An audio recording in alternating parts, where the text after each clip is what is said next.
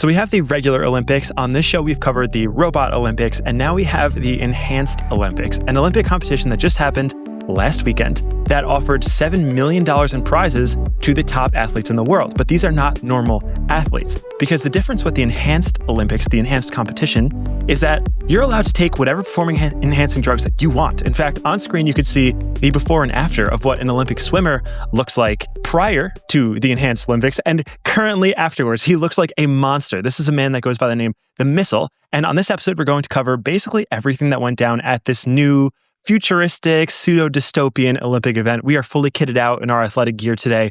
We are ready to talk all things superhuman. Is the ceiling actually higher because people dope? Or is there some unexpected outcomes that we're going to cover? I think the latter might be a little true, Ijaz. I know both of us were tuned into this weekend. It's a really bizarre thing, but I think a really cool learning experience to see the impact that drugs have on super athletes. Yeah, my social media timeline looked very different over the weekend, and I couldn't figure out why.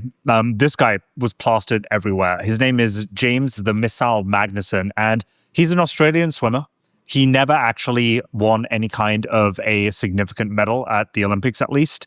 And he came back out of retirement to participate in these games. So what are these games?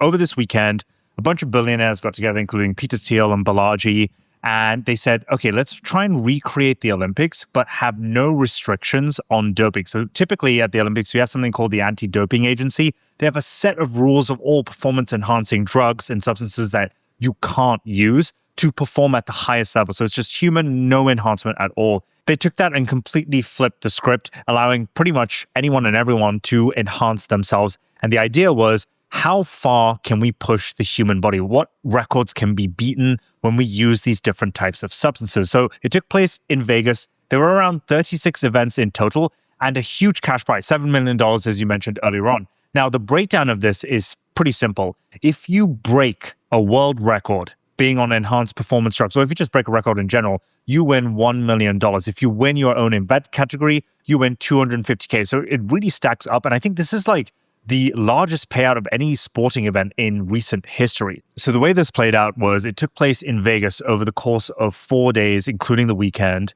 And it takes place over 3 specific event categories. So you've got swimming, you've got track, you've got weightlifting, plus a strongman deadlift exhibition. All of the athletes performing can be on performance-enhancing drugs, but there's a twist.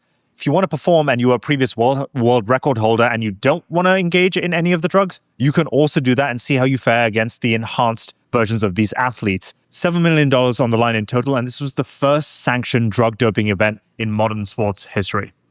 So we got to start with answering the question that everyone wants to know, which is, does it actually make a difference? And on the surface, the answer is obviously yes. The first person we're going to talk about is this guy named Christian, I'm not going to try to pronounce his last name, who raced and won the 50-meter men's freestyle in 20.81 seconds, which is 0.7 of a second faster than the world record.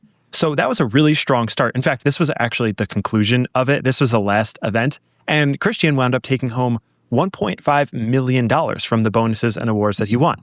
Now, for better or worse, that is the beginning and the end of the world records that were broken. There was only one. It was this one. It happened at the very end of the race. And it poses a series of really interesting questions, because another example that we have is this guy, Hafthor. And I think a lot of people know him as just the Mountain. That's his nickname. And he is one of the world record holders for deadlifting. He tried to do a world record deadlift attempt at the Enhanced Games. It didn't work. He got very close. This is a painful video to watch because that is an insane amount of weight, 515 kilograms, and unfortunately could not get it lifted.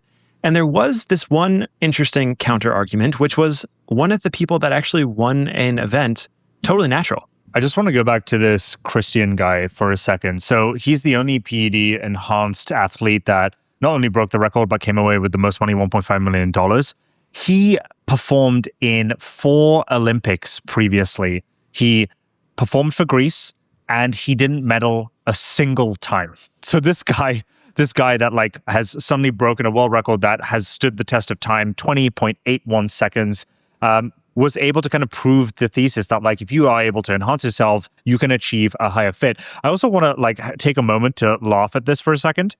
This is like a disco. This is like a club.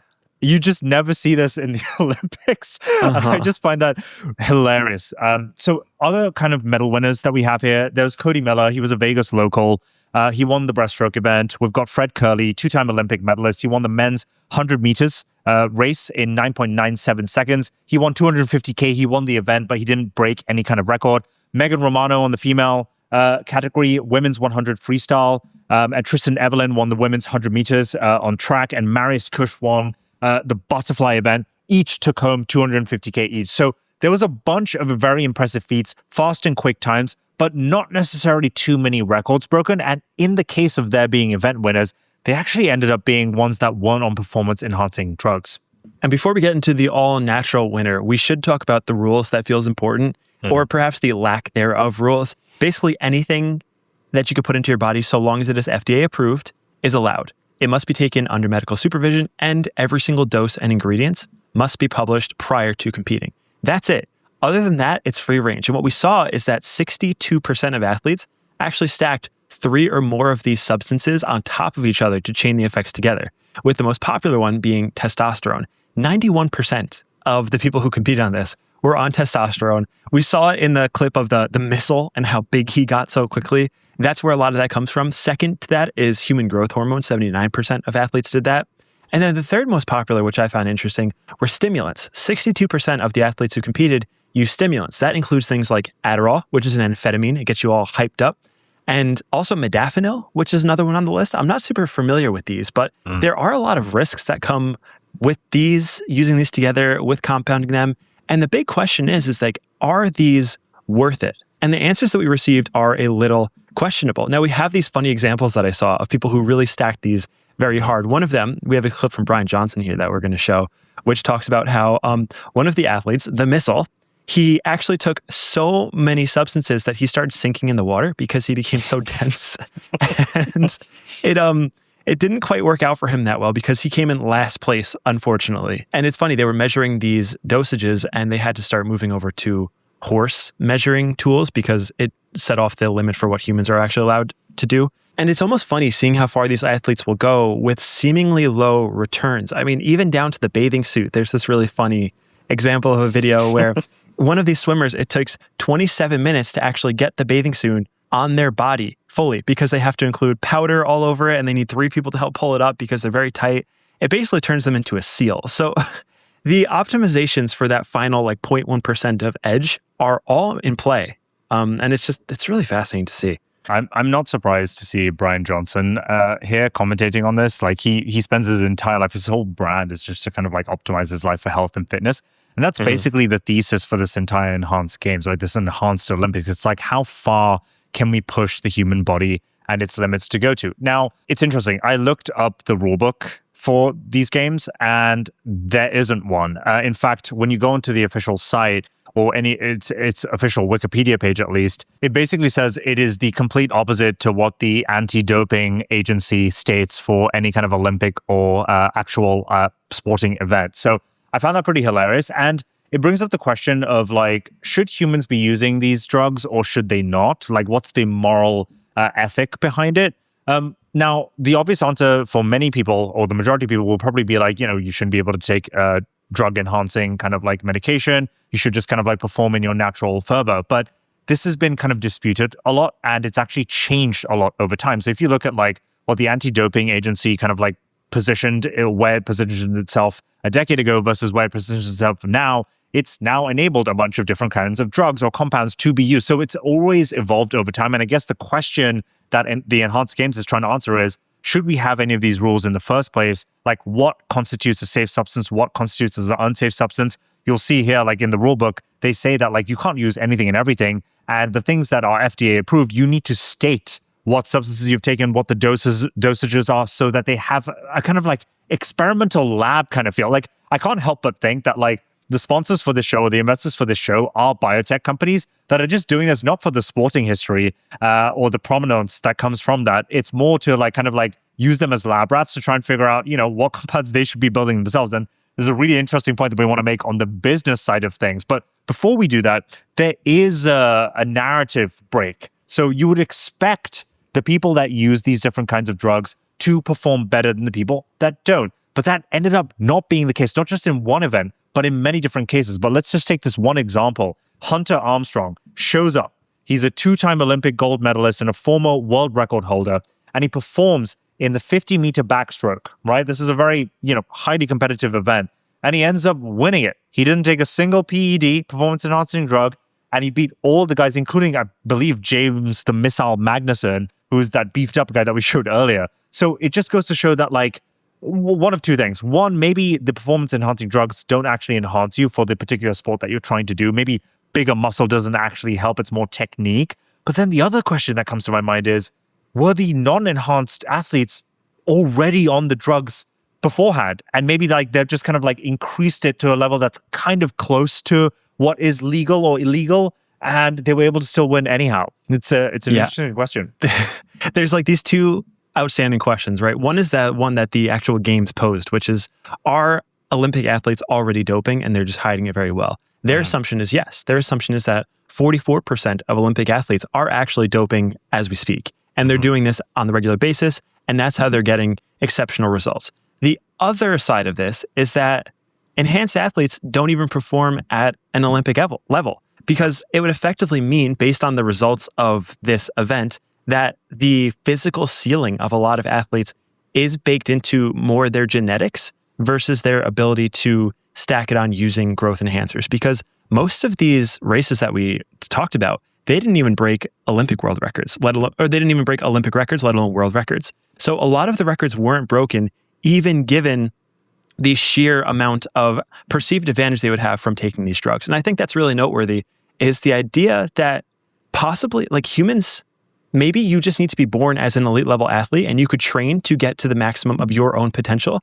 But taking a certain amount of drugs will not get you somewhere that you are not biologically able to do yet. And I think that's probably the takeaway from the first Olympic Games, is that you can maybe improve yourself a little bit, but based on the results we're seeing, I mean, people who didn't take any performance-enhancing drugs were winning these events. And the only world record that was broken was one, and it was by 0.7 of a second. So it's very small margins here. We're right on the frontier, and there isn't a clear signal that taking all these drugs actually makes a meaningful difference. Now, granted, these are the FDA-approved drugs. These are not the experimental peptides that we see a lot of people talking about. This is not that next generation of drugs. So we'll see how these games evolve over the years. But right now, the data is a little questionable. There's this amazing quote from Fred Curley, who's a guy or athlete that competed in the 100-meter sprint, and he refused to take any of these drugs, and he ended up winning the event despite not taking any of the drugs with a 9.97 second beat. But he goes, everyone needs to train harder and use the drugs better too. So the point he's making is, like, essentially, like, drugs aren't everything to win this kind of like type of an event or sporting competition, at least. And a lot goes into kind of like training and prepping yourself. And we kind of see this with the people that like are very open and transparent about using steroids to kind of like enhance their physique. They do still put in a lot of work. I kind of think of, I don't know if you know this guy, Josh, Chris Bumstead. He's like this guy that's competed in a lot of like male Olympics when it comes to like, muscle mass and like those types of competition. He's been very open about this kind of stuff, and he puts in so much work. I've spent like so much time watching his YouTube videos and stuff, and it's the same thing happening in these events. Like, just because you take these drugs doesn't mean you're automatically going to win. You need to put in the effort, and you can get outcompeted by people who put in more effort than you. Yeah, they're freaks of nature. And it's interesting to see. I wonder what would happen if we took those Olympic athletes and we gave them doping access, like the gold medalists of all these events. What would it look like if they were given a little extra edge? Would it make a material difference? I don't know. Maybe one day we'll see as this frontier gets pushed even forward. I want someone to like come in that isn't like retired for 20 years, which is what a lot of these guys were. Like, I want to see them come out of like their prime and use some of these drugs and see whether that works. I guess a lot of that is dependent on like future versions of this competition. Yeah, and then there's this whole second part of this competition too, which is getting down to the kind of reason why this even exists in the first place. We mentioned Peter Thiel is one of the lead investors. This took place in Vegas. This also, one thing that's noteworthy that we haven't mentioned yet is the fact that it took place in Vegas outside in the end of May. It was hot. So hot that they had to cover the barbells because they were getting too hot to even hold. A lot of athletes, they train in very controlled indoor environments. So having to compete outdoor in the very, very high heat, fully exposed to the sun, is a disadvantage. But the business that put this on is, I think, part of the story that a lot of people are glazing over, because this very much is a business. This is not just a for fun philanthropic venture. This is a company with a goal. And that is clearly based on their website to sell you supplements or to actually trade at a higher valuation because it's public. But Ijaz, you were scrolling through the website earlier to just get a little bit more information. And it's funny, the first thing that you see when you visit the website is a button that says Get Enhanced. And they're selling a series of performance-enhancing drugs that you can go and buy based on this brand. So it's interesting to note the economic incentives as well for holding an event like this. Yeah, you would think that when you go to a sporting athletic association's website, that they would probably talk something about the competition and like explain kind of like the philosophy, the thesis, the vision behind this entire thing. It's one of the greatest competitive traits of history. And over here, they're just trying to sell you a product. I don't even know what these products do, by the way, but they're trying to sell you the products that these athletes are taking. You, as a regular individual that may not be competing at the highest level or have any interest in competing at the highest level, you're immediately hit with a Get Enhanced button, and you can view this menu of these random compounds, which most of these compounds I don't know how to pronounce. I don't know what they will do. And you can buy it in the same way that I buy my protein powder, and I have it on subscription, and you can take it. I don't know what effects these will have, but the point is, this seems like a biotech company advertising their product disguised as a sporting event. And that kind of takes away from the authenticity and the excitement that comes from this and reinforces the point that I made earlier, which is this seems like a worldwide kind of lab experiment to try and see whether their drugs actually do well, and if not, what went wrong and how they can improve it. Maybe they do genetic testing and all those kinds of things. And so another thing I discovered is if you go to the investor tab of this website, you'll notice a stock ticker on the left over here. And so I was like, what is this stock ticker? Why is this company public? And it turns out it is. The Enhanced Games is basically part of a SPAC. So they were like acquired under the ticker ENHA. And they basically started effectively trading about a couple of months ago. And in the last month, it has taken an absolute beating. The complete value of this entire corporation is down almost 50%. So it signals a few things. One, that the general public's confidence in this type of competition isn't too high, isn't too favorable, which I guess makes sense. The majority of people are used to the Olympics. They care about ethics and they care about the fact that like these humans are performing in their natural form. People aren't really open to PEDs, or they have a bad taste in their mouth about like what these things actually do. They see it as a bad thing. But just interesting to see the financial incentives that are put in by these 4 billionaires, Balaji, Peter Thiel, and a number of others that are trying to kind of boost this mainly as a sales narrative versus a sporting achievement. Yeah, and I wish the stock was actually the other direction, because I think it's very admirable trying new things, shifting the Overton window in ways that a lot of people don't expect, making it acceptable to test and experiment on yourself. And this is very much, I mean, we talk a lot about AI on this show. This is very much a world that gets empowered and accelerated by AI. I think when we think about a lot of the largest investments that are coming right now, even from within OpenAI and Anthropic, and other large companies like Eli Lilly and Andreessen Horowitz, they're all spending a lot of time figuring out the best ways to contribute to the world of biotech, to understanding genome sequencing, to investing in biotech accelerators, anything that can really move the needle forward. In fact, Eli Lilly and Andreessen Horowitz launched a $500 million fund just for AI biotech to help accelerate the rate at which we discover these new breakthroughs. And one of the things that we're going to be seeing as we progress through this is the increased cadence of trials that not only go to trial, but then pass trial, because we're able to do so much of the testing through these large language models versus having to wait for human trials that take many, many years. So the rate of acceleration that we're going to see these types of improvements, maybe now just for sport because it's fun to watch, but then also for just general well-being of humans, it's probably going to accelerate fairly quickly. And all of these initiatives are all pushing the same direction. And I think you're right. And I don't think it's just going to surface in the form of athletics. It's going to surface in the form of self-care and even like prevention of diseases forming, or even just treating diseases directly. I think immediately of Isomorphic Labs, which is basically Google's AI-powered drug lab, which just spun out and raised, I think, $2.1 billion from Thrive.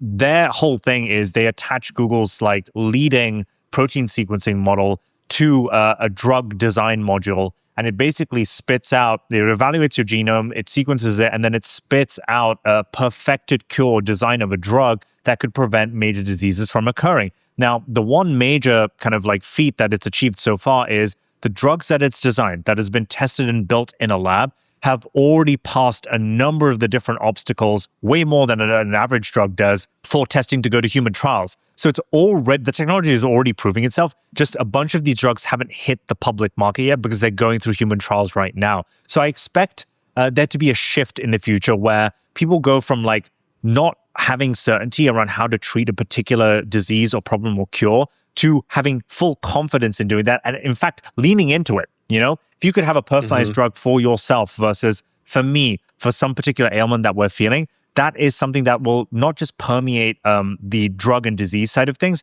but also performance enhancing as well. It's easy to kind of like make that jump in your head to go from, well, if I can prevent this disease, how can I make myself better? I don't have a disease right now, but can I improve my hair growth or whatever that might be? And so you can see something like the enhanced games becoming a lot popular down the line thanks to AI. Yeah, and fun stats in terms of AI acceleration. We're about halfway through the year of 2026, and so far, 173 AI drug discovered programs are in clinical trials right now.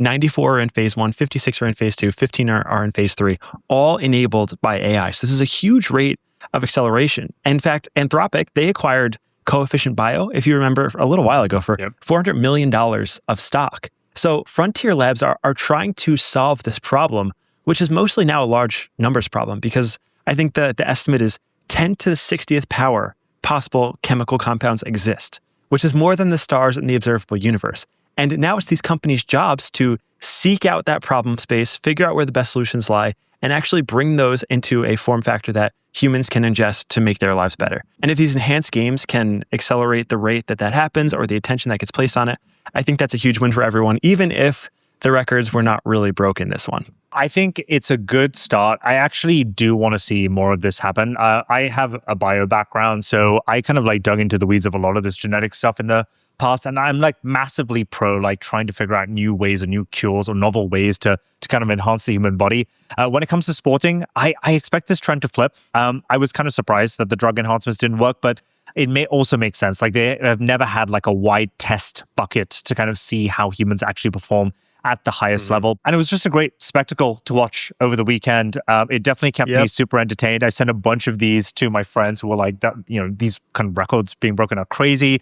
And it was just a fun discussion overall for I think people who are kind of obsessed with sports or athletics, or even kind of interested and wanted to see, how far can we actually push this?